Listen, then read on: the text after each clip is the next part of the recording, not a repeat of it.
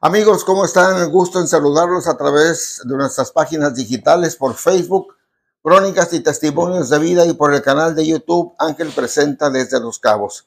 El día de hoy, tal y como lo anunciamos con la debida oportunidad por esta plataforma digital, vamos a platicar con una persona emblemática de Cabo San Lucas. Originario del estado de Jalisco, dedicado muchos años a la docencia, maestro de profesión, muy apreciado en la comunidad, impulsor de escuelas secundarias, impulsor de preparatorias, aficionado al atletismo, ha participado en varios maratones, más de 50 años o casi 50 años practicando este deporte. En política fue presidente del PRI aquí en la delegación de Cabo San Lucas y entusiasta activista y promotor de varios candidatos. Hoy ya jubilado de la docencia, dedicado en cuerpo y alma a su familia, a su negocio y a seguir corriendo kilómetros y kilómetros. Está con nosotros el profesor Leopoldo Hernández Aguirre. Profe Polo, mucho gusto en saludarlo después de tantos años. Ángel, es un placer tenerte en humilde casa. ¿Hay, profe Polo, todavía para varios kilómetros más? Sí, todavía muchos kilómetros por delante para correr.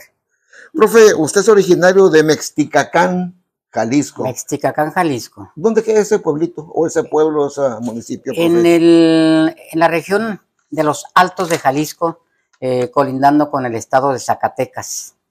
Es lo más cercano ahí. ¿Cuántas personas integraron su familia en su natal Mexticacán? Mi padre, mi madre y 10 hermanos somos. ¿Y actualmente cuántos viven? 9 todavía. Gracias a Dios. Que bien, una bendición realmente, sí, ¿verdad? Así es. ¿Todos viven en diferentes partes o allá en su natal? Jalisco? Tengo una hermana viviendo en Ensenada, Baja California, 2 en Monterrey, un servidor aquí y el resto en La Paz. En La Paz. ¿A qué se dedicaban su familia en ese entonces, profesor? Mira, Ángel, mi familia es una familia de origen muy humilde, de rancho. Desde que yo nací hasta la edad de 13 años, casi 14, vivimos en un rancho. Mi padre era agricultor, labrábamos la tierra, sembrábamos en el rancho. Yo salí del rancho al pueblo y después del pueblo a la ciudad de La Paz. ¿Y cómo se inició con el negocio de la paletería o cómo fue su llegada a Baja California Sur? ¿En 1967 fue? En 1967 mi padre tomó la decisión de trasladarnos a vivir a la ciudad de La Paz. Ya tenía 2 hermanos trabajando ahí en la paletería Pingüino con el señor Ricardo Yenham. Mi padre buscando mejor oportunidad de vida porque mi padre y mi madre no sabían leer ni escribir. Y ellos no eran ignorantes, eran analfabetos, pero con una gran sabiduría. Y buscaron que al menos los 3 hijos más pequeños tuviéramos la oportunidad. Y somos los únicos profesionistas de 10. Un servidor fue el primer profesionista en casa, maestro. Mi hermana, contador público. Y el más pequeño es un informático. Entonces usted empezó a trabajar en la paletería Pingüino. En la paletería Pingüino, 2 hermanos míos en la producción y el resto de la familia vendíamos paletas en un carrito en las calles de la ciudad de La Paz. Se puede decir que ahí aprendió el oficio. Ahí aprendí el oficio con mis hermanos. Que quizás le aportaron mucho a don Ricardo en ese entonces, porque con la mano de obra y todo, ¿verdad? Procedemos de un pueblo en donde nacieron las paletas en México. Mexticacán es la cuna de las paletas, fue el lugar donde por primera vez en México se hicieron paletas. Y ahorita cualquier ciudad importante de la República Mexicana que vayas al sur de Estados Unidos, Centro y Sudamérica, vas a encontrar paisanos con paleterías ahí.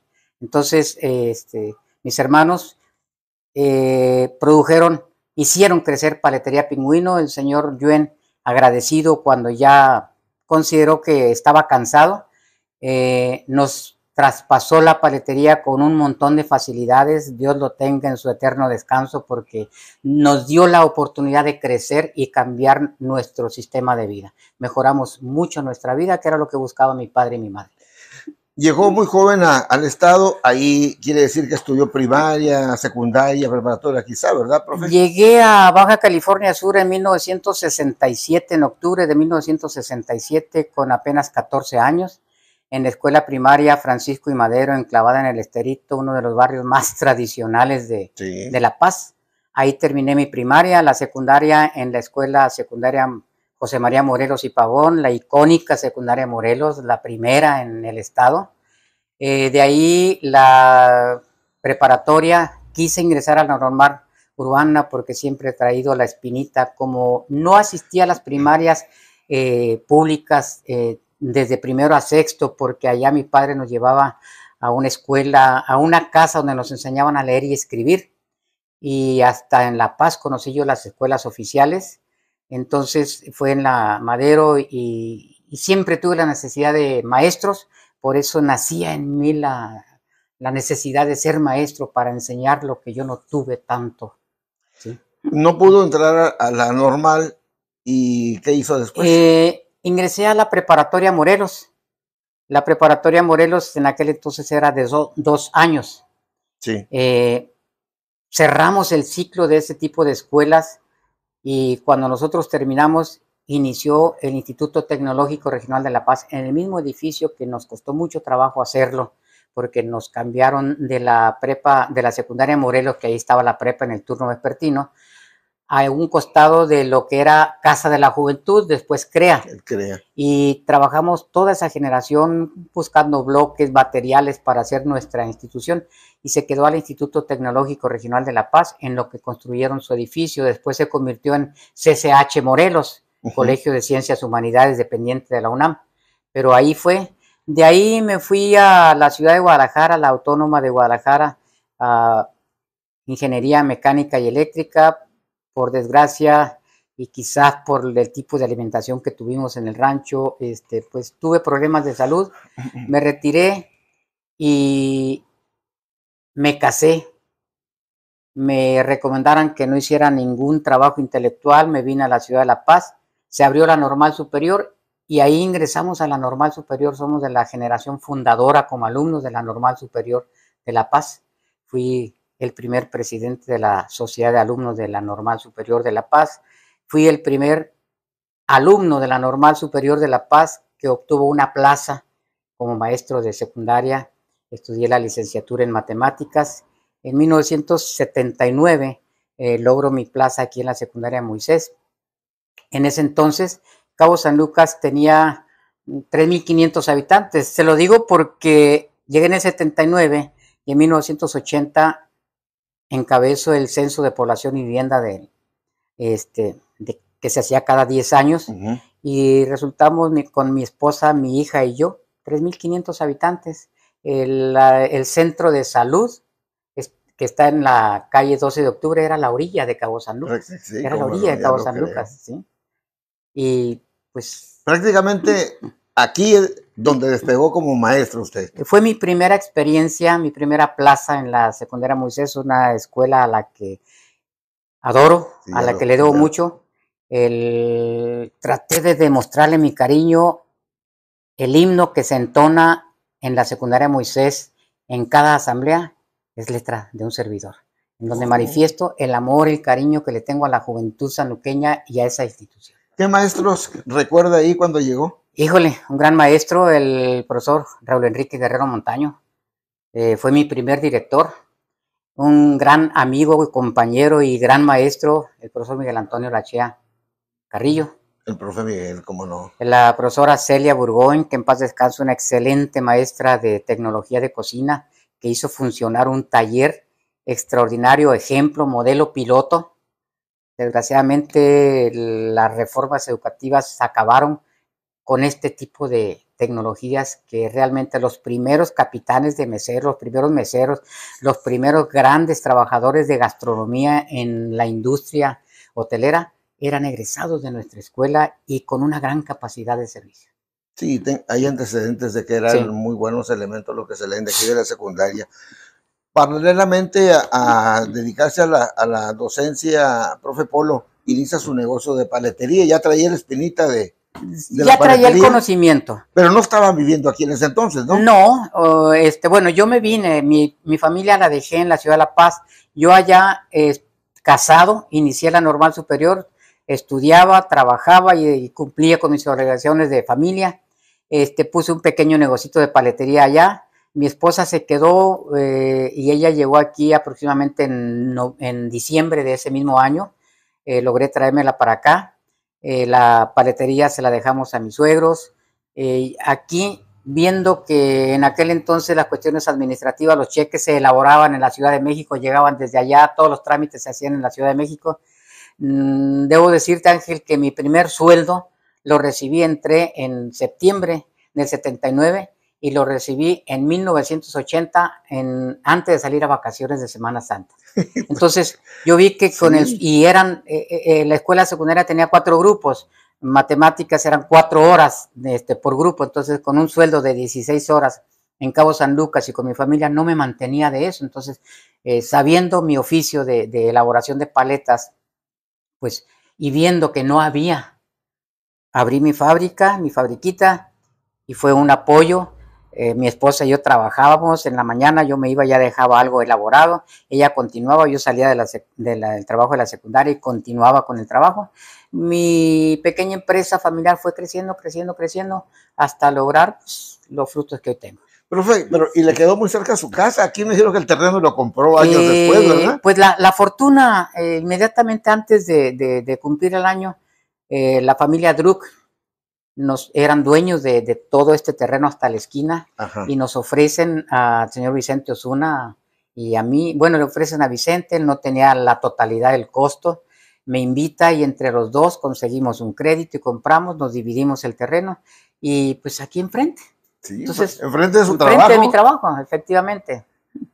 ¿Y tendrás más o menos el costo en ese entonces, profe? Mira, en aquel entonces el terreno, en total, que son un promedio de 35 por 40 metros, nos costaba 150,000 pesos y no teníamos cada quien 150,000 pesos, por eso nos juntamos y lo... ¿Eran 300 en total? No, 150,000, 75 y 75. Pero para tenerlos en ese entonces, así es. Ahorita dice uno, pues no es tan complicado. Sí, es todavía 75, pero no, en ese entonces 75, no, había que sudarle. Así es. Oh, le quedó muy bien, y así fue construyendo y haciendo poco a poco a través de los años su patrimonio. Con los pequeños ahorritos, con créditos bancarios, primero, con la visión de comerciante, lo primero que me interesó el local. Y después en la parte trasera, un cuarto sin ventanas, sin puertas, y ahí nos trasladamos a vivir, ya no pagamos renta, y pues... Había carencia de muchas cosas, ¿verdad, profesor? Sí, en aquel entonces había solamente el supermercado Aramburo y los Show. Los Show. Y todo lo que nos vendían venía del norte. ¿Y la gasolina? La gasolina era barata en aquel entonces. ¿A San José? No, ya había la Colono, bueno, la que está aquí frente a... Banamex, por ese rumbo. Por ese rumbo, era la única gasolina. Rudimentaria estaba, ¿verdad? Sí, era una sola bomba. Una sola bomba. Sí, pero no había tanto automóvil también, claro, entonces había lo suficiente para abastecernos. Entonces había, obviamente, carencias de muchas cosas, ¿verdad? Efectivamente. La leche, sobre todo, efectivamente, ¿verdad? Efectivamente.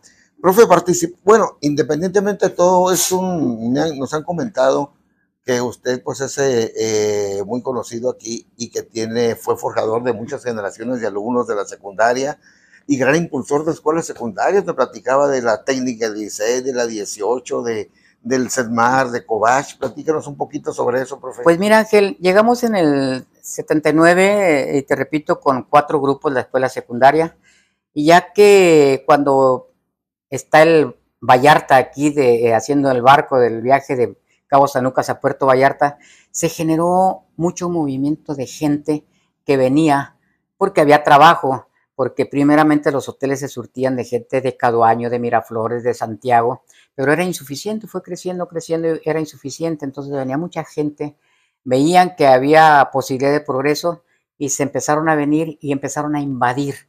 Entonces empezó el crecimiento, primero la Colonia Obrera, después la 4 de Marzo, después ahí un lado del Santuario, después, en fin. Sí. Entonces, obviamente la población fue creciendo hacia allá. Y aquí llegamos a tener ya 4 grupos de cada grado, es decir, 12 grupos, pero la población estaba hacia allá. Y entonces el profesor Fabián y un servidor empezamos a juntar alumnos, padres de familia que no alcanzaban cupo aquí, y fundamos en 1988 la secundaria técnica 16. A los poquitos años el crecimiento se fue, se vino mucha gente a invadir ya otro tipo de colonias, y después también soy fundador de la secundaria 18 de la colonia Cangrejos, cuando ya se pobló por allá. A los pocos años saturamos aquella escuela en sus 2 turnos, y me tocó ser fundador también de la Escuela Secundaria Técnica 19 en Palmas. Fui su primer director ahí. Pero antes de ello, cuando todavía estaba aquí en la secundaria Moisés, un grupo de padres de familia y de ciudadanos luchamos mucho por una escuela preparatoria, porque nuestros alumnos egresados iban hasta San José a la escuela por cooperación, preparatoria por cooperación, que laboraba en la Antonio Mijares. Y logramos un colegio de bachilleres. El plantel 02, acababan de llegar de crearse los colegios de bachilleres en el estado, el plantel 02, pero por cuestiones políticas, después de haber luchado el grupo de aquí, pues lo ponen en la cabecera municipal, pero no había maestros. Los de la preparatoria por cooperación no querían trabajar en el Cobach, y nos tuvimos que ir algunos maestros a fortalecer por lo que luchamos. Y estuvimos viajando desde aquí a San José a darles clases. Después nos trajimos una extensión del colegio del plantel 02 aquí.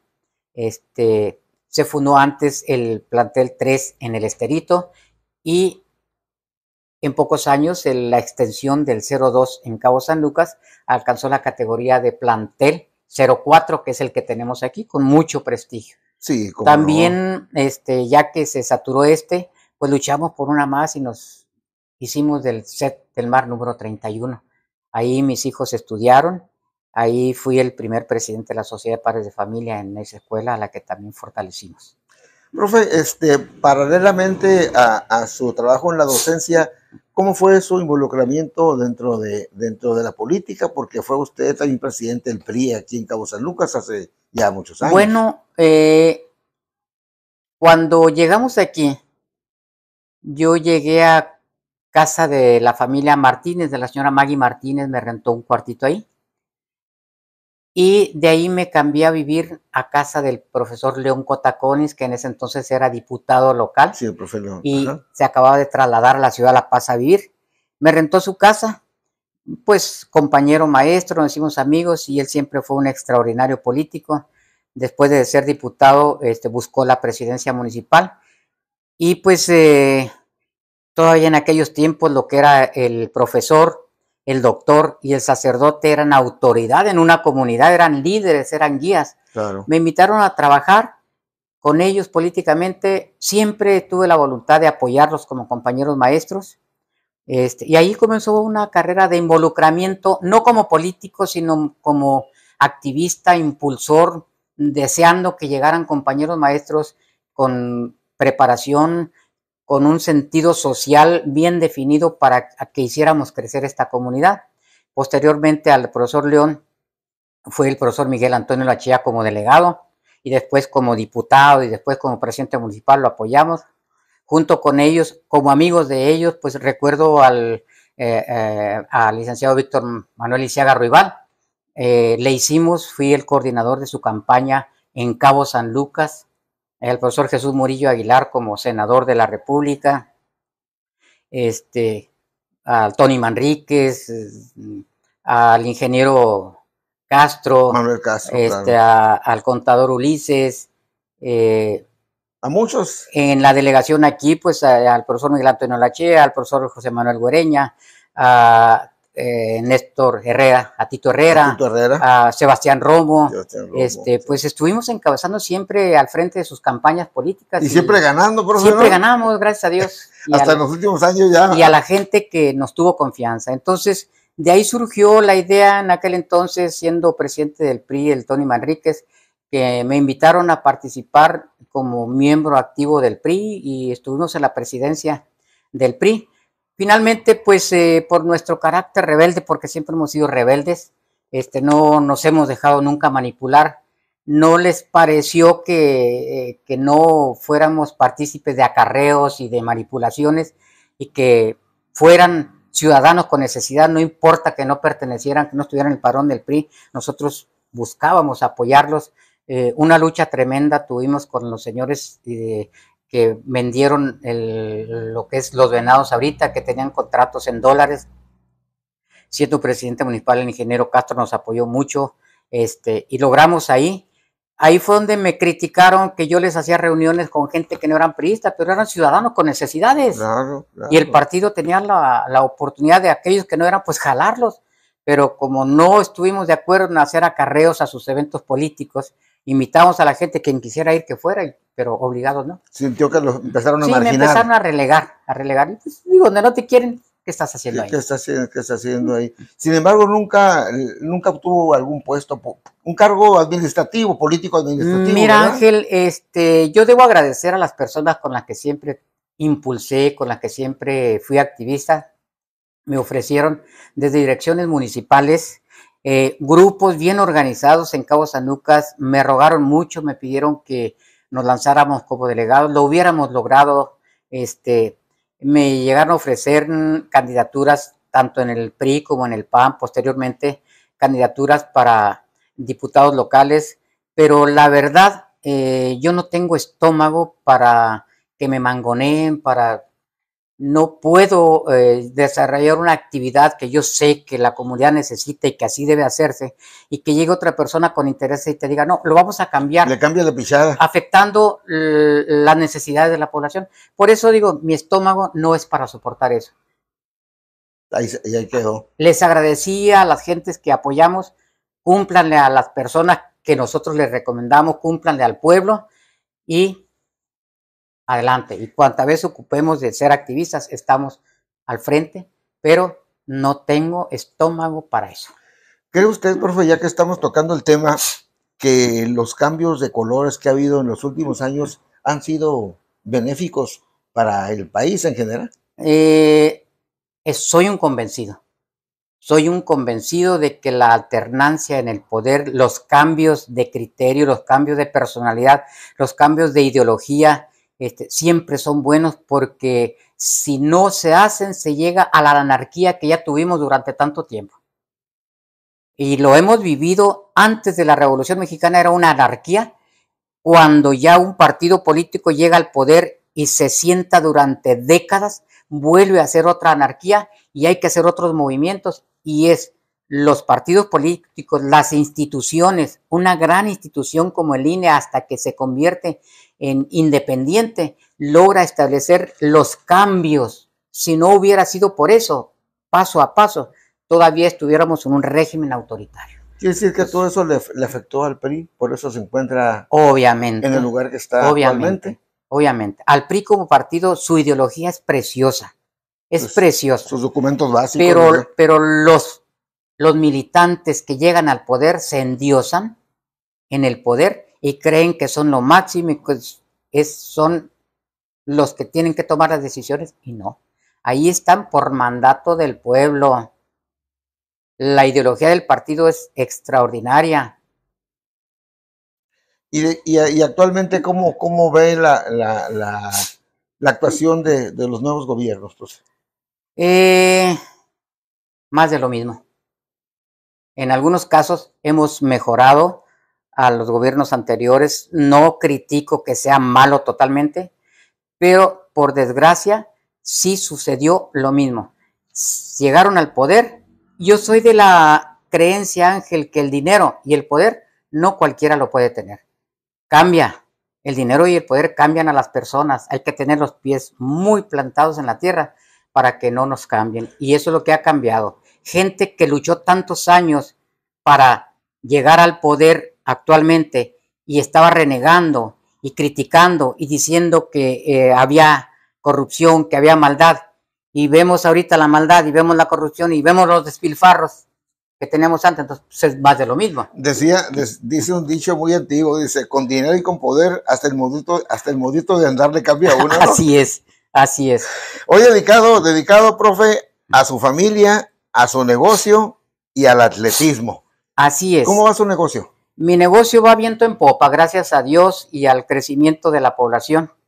Y poco a poco nos hemos ido afianzando más como una empresa familiar que comenzó con mi esposa y con un servidor.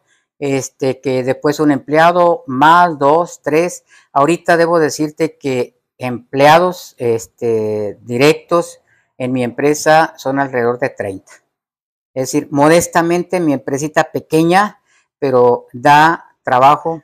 ¿A 30 familias? En promedio 30 familias. Así es. ¿Cómo está lo de las carreras, profe? ¿Usted siempre ha participado en atletismo y sé que se está preparando para un maratón? Mira, desde que yo estaba en la secundaria me gustaba competir.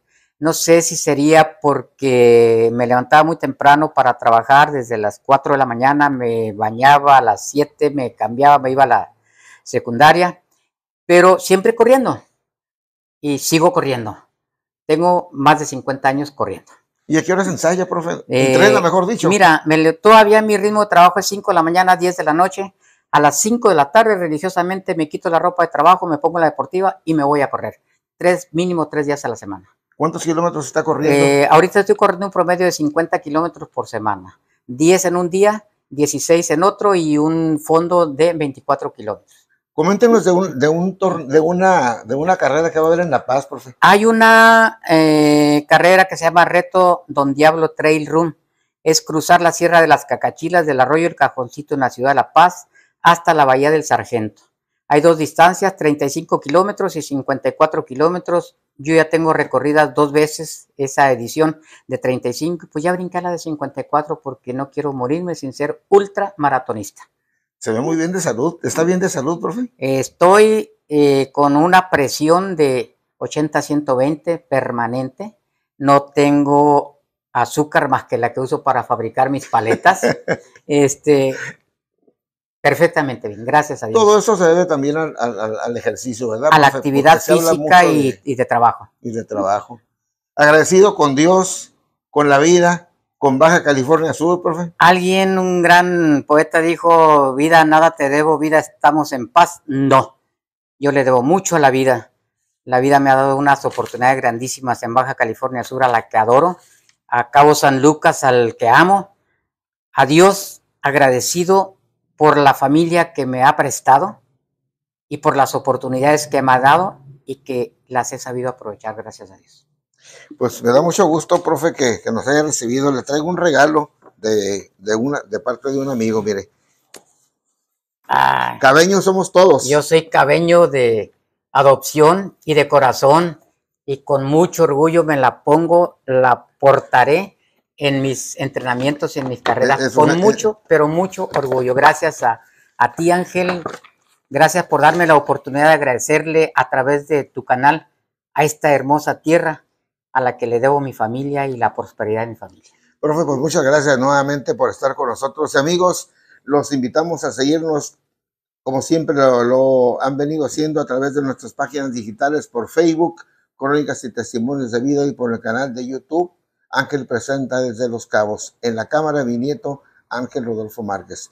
Gracias, hasta pronto. Profe, muchas gracias. Gracias por esta visita. Este hogar siempre está con las puertas abiertas. Hay que darle like y hay que suscribirse. Gracias. Hasta la próxima. Saludos.